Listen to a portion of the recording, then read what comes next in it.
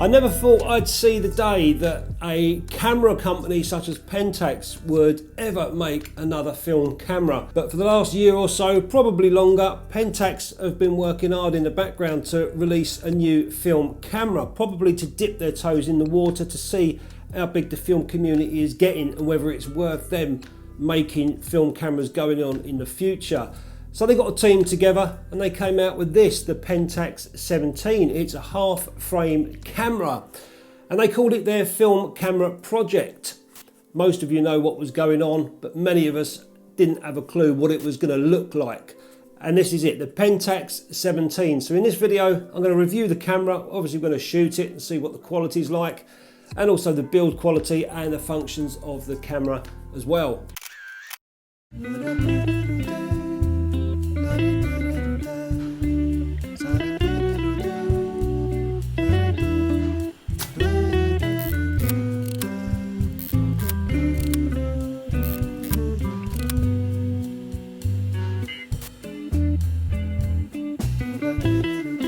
It's got a bit of top weight to it, which is no surprise. The top plate there is metal. You can hear it. And the rest of it is a plastic. That's at the back, but the front of the camera, it's kind of covered with this leatherette feel. So that actually feels not too bad at all. In fact, the whole camera does feel actually decent. Let's have a look at the battery compartment.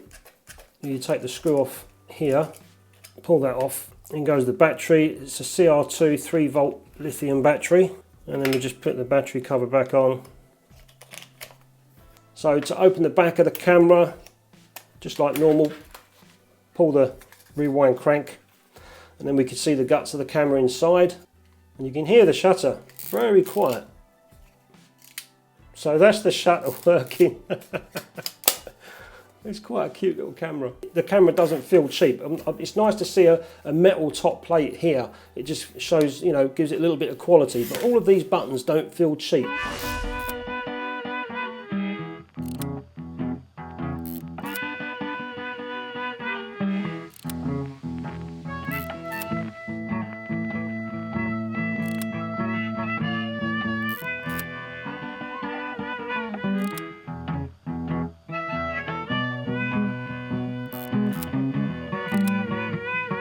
The lens has been inspired by RECOH's auto half camera and also the classic Pentax SBO mini camera. It's a triple element lens using high quality glass, and it also features Pentax's multi-coating for high contrast and high definition right to the edges, hence why it's called HD. And from the photographs I've already taken, I can tell the lens is excellent. And it also has an SP coating as well, which stands for Super Protect, which can repel water droplets if you're out in the rain or if you're doing selfies in the shower. The viewfinder is plastic, and so is the back viewfinder as well. I didn't get a little cover for the cable release there. I didn't get a cover for that, so that's just going to get dust in it. Whether that's going to come out with a cover, whether they forgot mine, I don't know. But there's no cover cap for that. But other than that, I think the build quality is actually not bad at all, and the weight of the camera isn't bad either.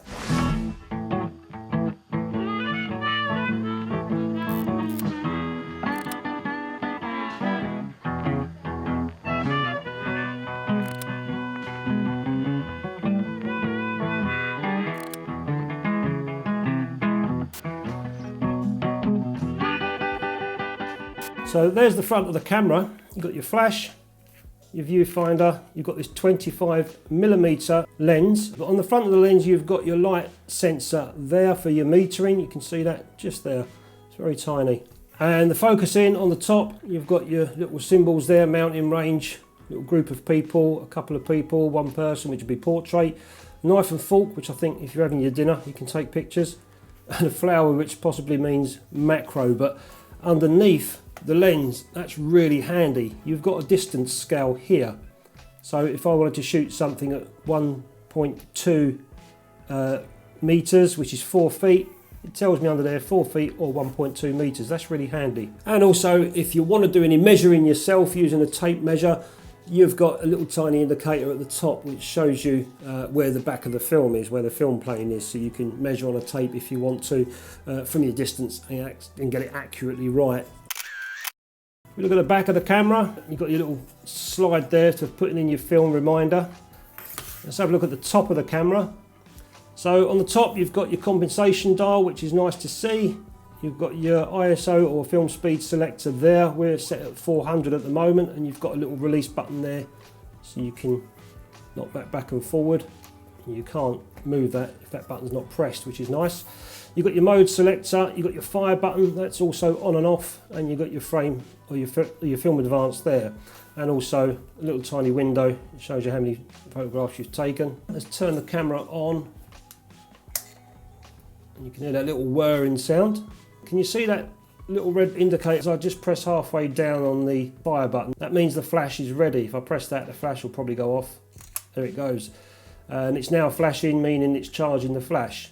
Now it's starting to flash, both of them are flashing. That means I haven't advanced the film. So if I'm trying to take pictures and I see that, it's telling me to advance the film. And through the viewfinder, you can see there, you've got two indications. You've got one for close-up and one for normal shooting as well. It says the large viewfinder lines is a visual field frame, and the smaller one is a close-up visual field compensation frame.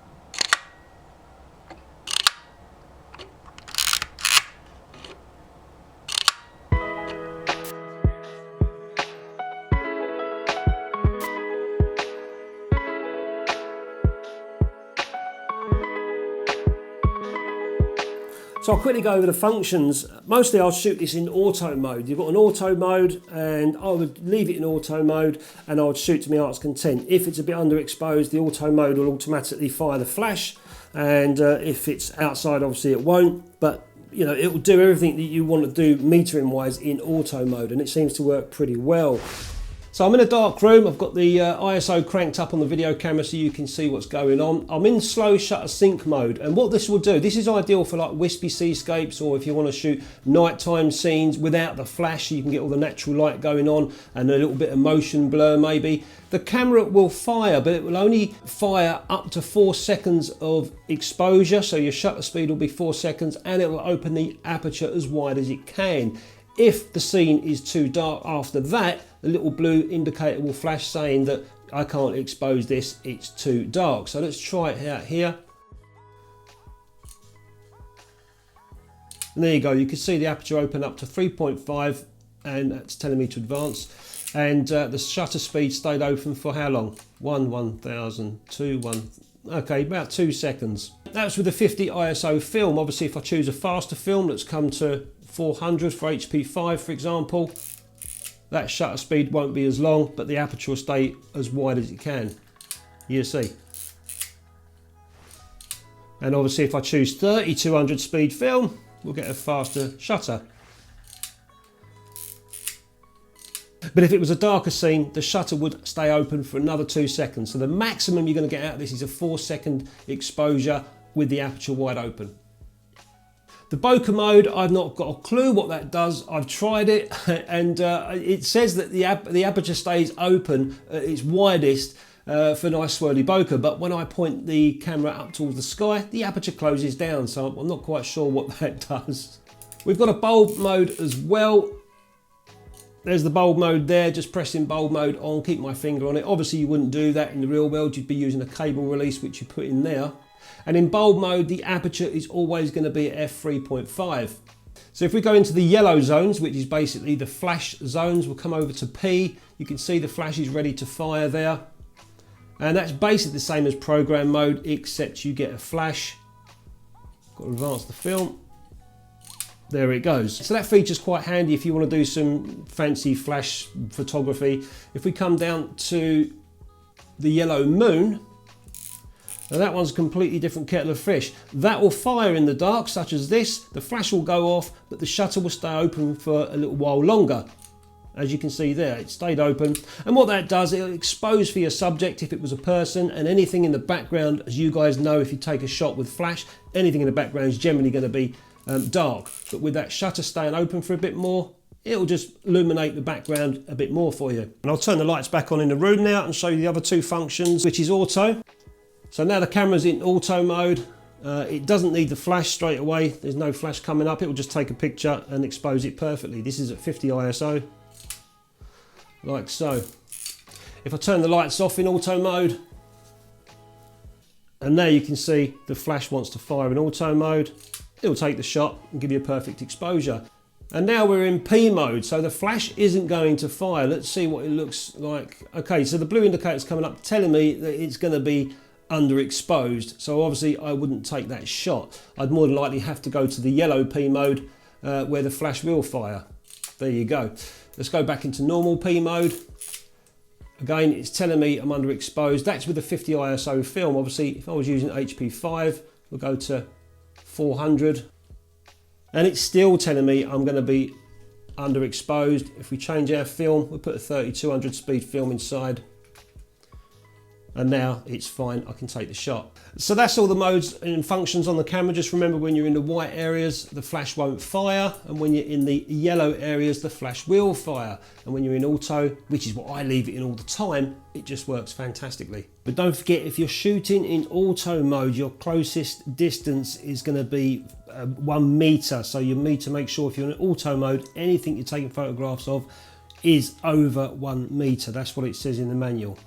And talking of the blue indicator, it will also flash warning you that you're in close-up mode, such as macro mode there, or the dinner table mode.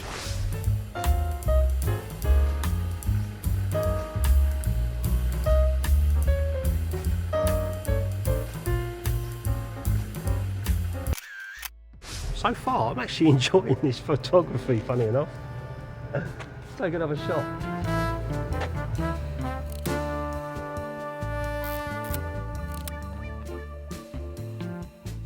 So it's all well and good talking about a camera, but until you shoot it, that's when you really discover all the little flaws, all the good points about it. Straight away, there's two things about this camera that I've realised. One time, I left the lens cap on.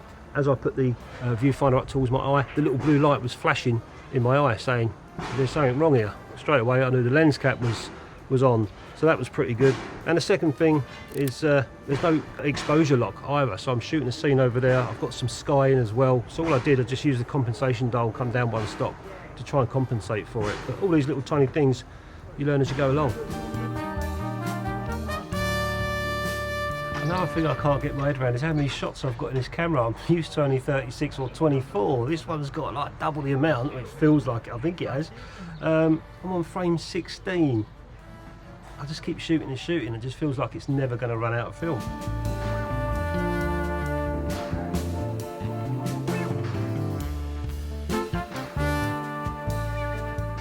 I'm not sure whether a lot of half-frame cameras are automatically in portrait mode. So the lens and the back of the camera, you look through, it's in portrait mode straight away. For me, it's actually strange because every time I go to take a shot in portrait, I'm doing this and going, oh no, it's the other way around. It just takes a little bit of time to get used to.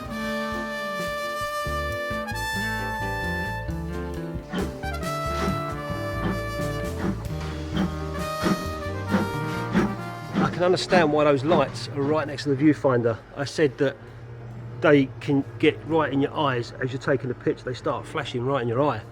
But it saved me a couple of times. Once when I didn't have the camera advanced, and the second time was when I had the lens cap on still, which is an easy thing to do.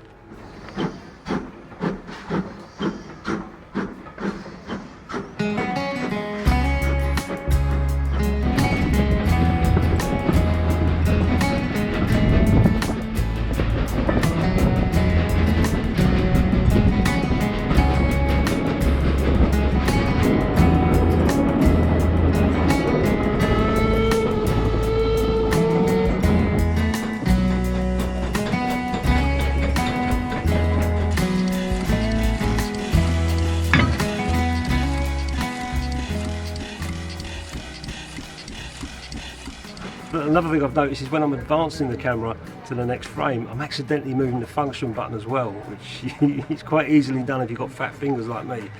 You can see how close it is, my thumb, to the jog wheel of the function modes.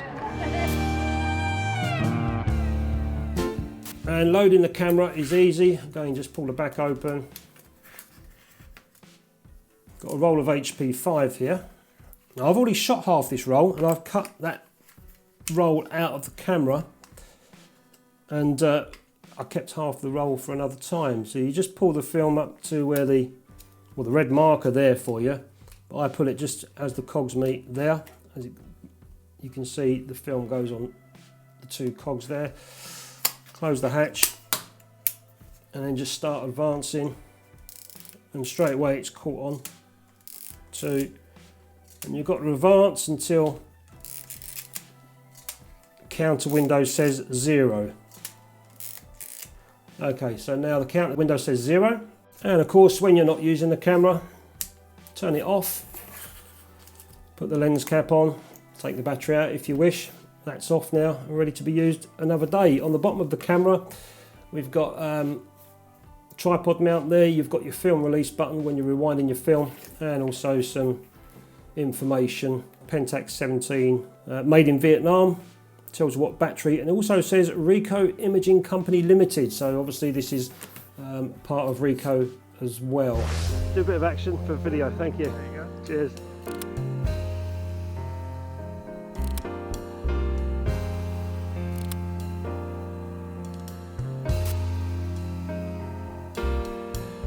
So I'm just going to test the focusing out. I'm starting off on macro, which is the little flower, and it says the distance is between 0.79 and 0.85 feet, which is around about, say, 9.5 inches for argument's sake.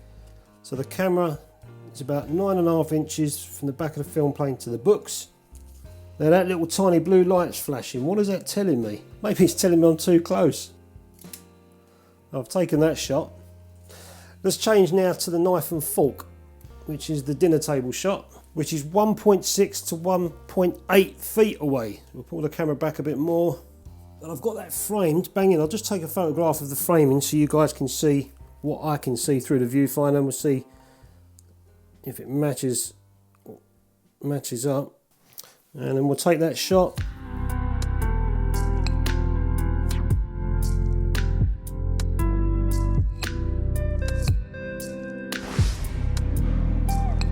Try to flash out.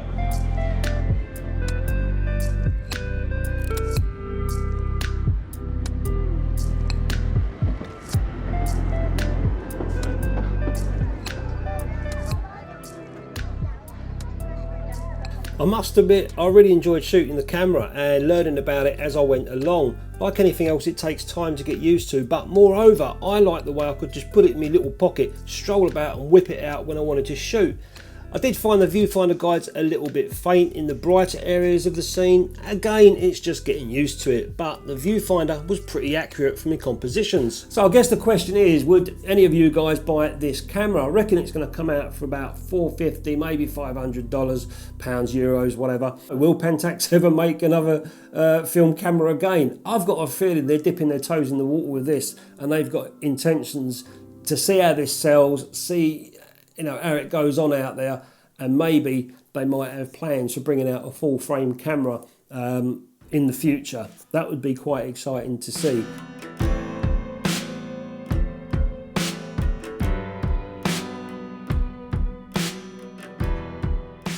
Whilst I think the camera has got enough control with the functions and the compensation dial and all the exposure warning indicators, I would love to have seen what my aperture and shutter speeds were at when I was lining up a shot. Like this one of the two guys performing. They were really in flash territory, but I shot this in P mode as I didn't want the flash to fire. And I guess the shutter was too slow for their movement. I think in P mode the shutter won't go slower than 1/30th of a second. I could be wrong, and I've even read all the manual.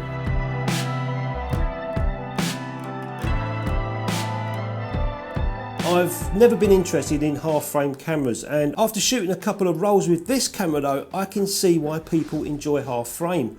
I actually enjoyed shooting it. The camera meter works very well, the built-in flash is a bonus, and it was a no-nonsense film shooting experience, just point and shoot. And especially for those that shoot film, scan and share their photos online, half frame does make sense with getting twice as many shots on a roll of film to plaster all over Instagram. And I guess that's the market Pentax and RECOH are targeting with their half frame camera. Photography appears to be predominantly a paper-free world today. So here's a quick list of my pros and cons of the camera.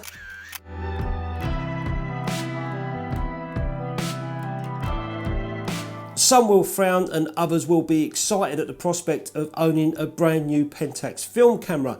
And if you're looking to buy this camera, all I can say is it works, it's fun, the lens is pretty sharp and the focusing and framing is on point. It looks nice. As for the price, I think this is going to be around $400 to $500, pounds, euros or whatever.